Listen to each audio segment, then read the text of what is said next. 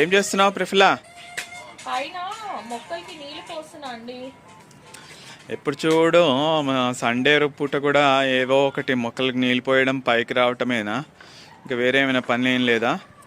మీకేం తెలుసు బయట ఎంత కల్తీ ఫుడ్ దొరుకుతుందో, దాని బదులు ఇంట్లో అందరూ కొంచెం కొంచెంగా చేసుకుంటే ఆర్గానిక్ ఫార్మింగ్ ఎంత బాగుంటుంది. కనీసం ఒక్క మొక్క అయినా చాలు. ఇలాంటి గ్రో బ్యాగ్స్ ఉన్నాయి, ఇలా చిన్న గ్రో బ్యాగ్స్ తీసుకోవచ్చు, బాల్కనీలో కూడా పెంచుకోవచ్చు. చూడండి చిన్న మైక్రో గ్రీన్స్ ఎట్లా వస్తున్నాయో మనకి. కొంచెం చిన్న బాల్కనీలో ఎంత స్పేస్ ఉంటే అంతే నెమ్మదిగా స్టార్ట్ చేస్తే అందరూ బాగుంటుందని నా ఉద్దేశం. బయట అంతా ఏముంది, కల్తీవే కదా, బాగా ఫర్టిలైజర్స్ వాడి చేస్తున్నారు. దానివల్ల అందరికీ హెల్త్ ఇష్యూస్ వస్తున్నాయి. ఇవాళ ముఖ్యంగా లేడీస్లో ఫర్టిలిటీ ఇష్యూ వస్తుంది అండ్ జెంట్స్లో అనేకమైన సమస్యలు వస్తున్నాయి. వీటన్నిటికీ కారణం ఏంటి? మనం తినే కల్తీ ఫుడ్. ఎస్పెషల్గా చెప్పాలని అంటే అండి, మనం చైనీస్ ఫుడ్ తింటాం.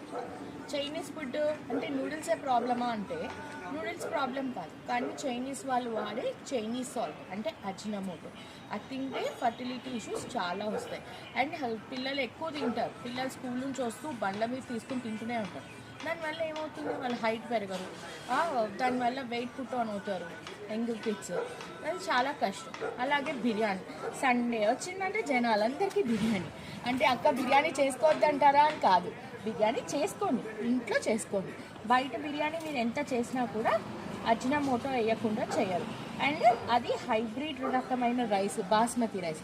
మామూలు రైస్తో చేసుకుంటే బిర్యానీ టేస్టీగా ఉండదని ఎవరు చెప్పారు?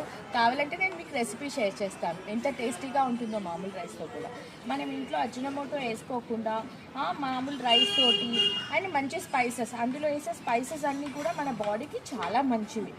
సో అలా కూడా చేసుకోవచ్చు కదండి. ఇట్లా మీ ఇంట్లో రెండు మొక్కలైనా పెంచుకుంటుంటే అందరూ కొంచెమైనా ఈ గార్డెనింగ్ మీద ఇంట్రెస్ట్ చూపిస్తే మనం చాలా వరకు హెల్త్ ఇష్యూస్ని కంట్రోల్ చేసుకోవచ్చు అండి. ఇవాళ రేపు వచ్చే చిన్న హెల్త్ ఇష్యూస్ అన్నీ, చిన్న నుంచి మేజర్ వరకు వచ్చే హెల్త్ ఇష్యూస్ అన్నీ కేవలం మన లైఫ్ స్టైల్ వల్లే వస్తున్నాయండి.